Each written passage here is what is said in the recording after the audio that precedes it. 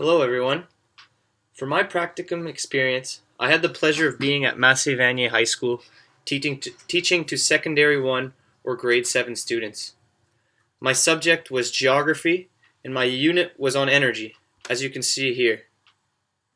Over the 6-week practicum teaching experience, I got the opportunity to put into practice theory of what I've learned throughout my university career. Teaching every day was the first time I truly felt like a teacher. And over time, through my classroom experiences, I also felt I grew as a teacher and grew professionally as well.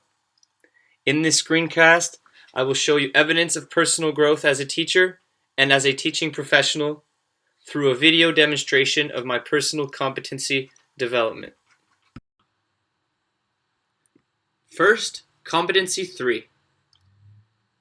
Competency 3 is about developing teaching learning situations that are appropriate to the students concerned and the subject content with a view to developing the competencies targeted in the programs of study.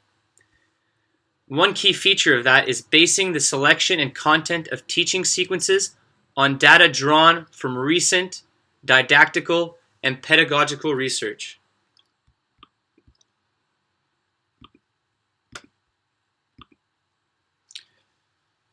Recent pedagogical research shows that today's classroom should be student-centered, active learning, research-driven, focusing on what students know and can do, and learning in collaboration.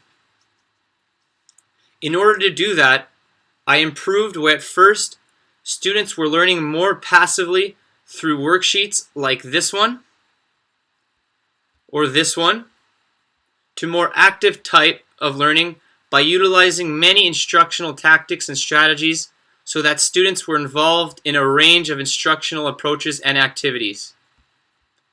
I came to realize that a variety of activities help challenge the students, but without frustrating them and boring them with worksheets like these. I saw students most of the time being excited and engaged when something new would be done instead of traditional worksheets. Worksheets like these work great to drill in basic information, but I realized over time it's a passive task done individually that has many limitations. As a result, I adjusted to try and do less and less worksheets over time. Having them do Venn diagrams like this, and fish bones, great energy debates, hydropower bingo, and many, many more like these, and other things that I have only on hard copy like PMIs, think, pair, share, timelines, were much more dynamic than worksheets and showed me that they're in reality better assessments for learning. Worksheets were much more limiting, and over time I noticed the real difference in students' thinking and understanding in these active exercises rather than knowledge on rote memorization through passive exercises and worksheets. Another key feature of Competency 3 is selecting and interpreting subject-specific knowledge in terms of the aims, competencies, and subject content specified in the program of study. So here's the QEP for geography and student subject competencies.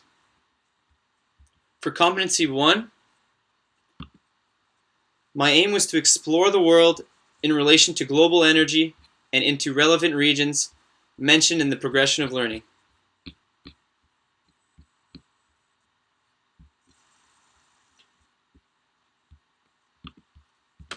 This helped in attaining content of location of an energy-producing region, as well as characteristics of an energy-producing region through these maps and other related exercises and videos throughout the practicum. Overall, this was great for their understanding of the organization of a territory. Competency 2's aim is to interpret a territorial issue for students. Something I learned over time was bridging the current lesson to the previous lesson in order to activate prior knowledge, something I didn't do before here.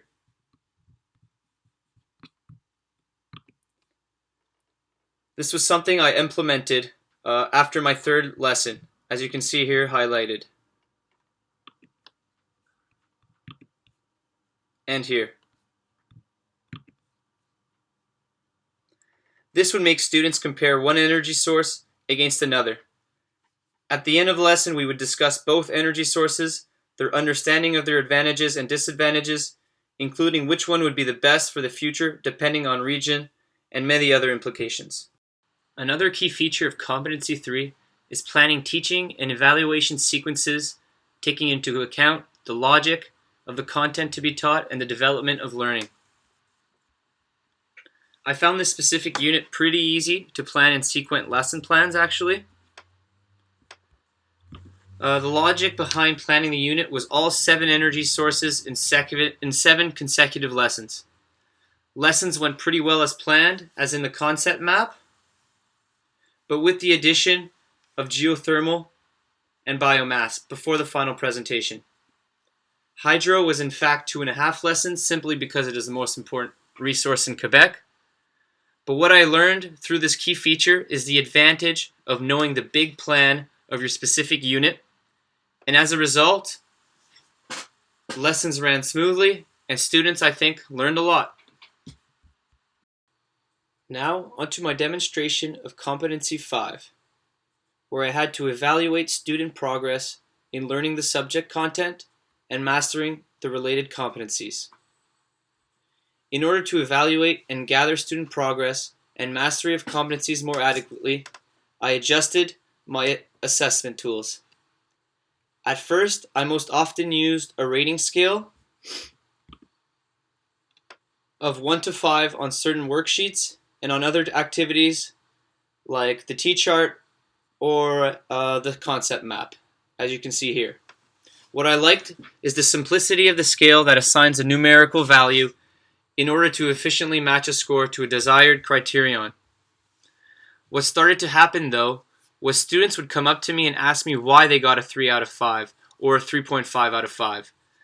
Then I had to explain them why orally their strengths and weaknesses. Students would sometimes leave disappointed. I decided to change that and adapt and start using a rubric including a set criteria and performance indicators arranged according to expected levels of performance, as you can see here, from 1 to 4. When students would get their rubrics back, students wouldn't flock up to me and ask me why they got their mark, because the rubric clarified what I wanted and what I expected quality work to look like. If students didn't reach the top mark, it clearly identified what it takes to get there. From here to here. In calculating the mark from the rubrics, it produced a percentage mark. This seemed to resonate much better with students, and they appreciated it. They also enjoyed more feedback inside the rubric to help them progress much more efficiently. Another way I gathered information on students' progress and their participation was through peer and self-evaluations. Going through the peer and self-evaluations, I noticed students were very honest in evaluating themselves. And what I learned is next practicum, I think I'm going to use them much more often because it was very useful, especially in attaining Competency 5 in evaluating student progress and mastery of competencies. Competency 8 is all about applying and utilizing technology inside a classroom. And in today's classroom, teachers should be using as much technology as they can. In my experience, this was especially easy because each student had an iPad individually, which was great. My best resource was Google and all the benefit it has in order to search for information, as well as interpreting information using Google Docs, Google Sheets, and Google Slides as an example. To communicate information, I often use my own personal website where students would log on and answer relevant questions and exit questions. This was very useful in preparing and delivering learning activities. It was also useful in solving problems. For example, when printing would go down, what I would do is simply copy and paste onto my website what I originally wanted to print, and the lesson went as planned. To communicate information, Google Slides was useful, especially for lectures. What I learned over time, though, is writing in clear, concise language so students understand the critical points and are not immersed with too much text. As well, I wanted to add more images into my Google Slides. As you can see here, I found there was too much text and not enough images, whereas later I added less text and more images to help visual learners. I also found out that using the internet is a great way to find extra resources, and that teachers should be using the net to research and enhance their own lessons. I found that out firsthand when I discovered Switch Energy Project. This website was designed for educators to help enhance lessons on energy, including amazing videos and resources not found on YouTube for each energy source. Students enjoyed it so much where they would even watch videos on their own at home. Overall, technology was something I used appropriately throughout my practicum.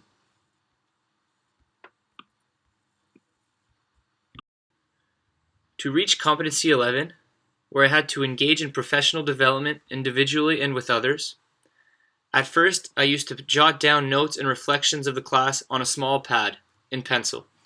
The advantage was it was easy and quick and no need for computer. But what I realized over time is it wasn't deep enough for reflective analysis and not well organized.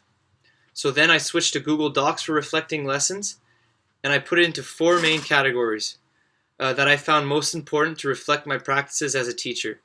So things like questioning what happened in a lesson, did everything go as planned? Then self-evaluation, what I could have done better, adjustments, what I've learned, interaction with others, interaction with students and staff members, and as well as moments of reflection, so anything else I wanted to add in my notes. So this was much better overall for reflecting my teaching practices over time. Another way I learned to take better stock of my competencies and to improve on my reflections on my teaching practices, one easy way is to simply ask advice from my associate teacher to other social studies teachers and even my evaluator. I accepted that constructive criticism, and I used that criticism to improve my lesson plans, and overall my lessons just got better over time. Competency 12, to demonstrate ethical and responsible professional behavior in performance of my duties and tasks, was definitely the hardest to provide evidence of my professional identity.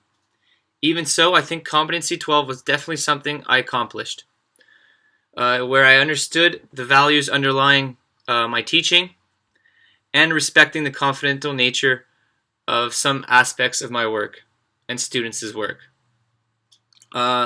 Those values I think my father has instilled in me, the value of teaching and the hard work it takes. Some evidence for that is that I knew all of their names and students' names very quickly. One thing the evaluator noticed.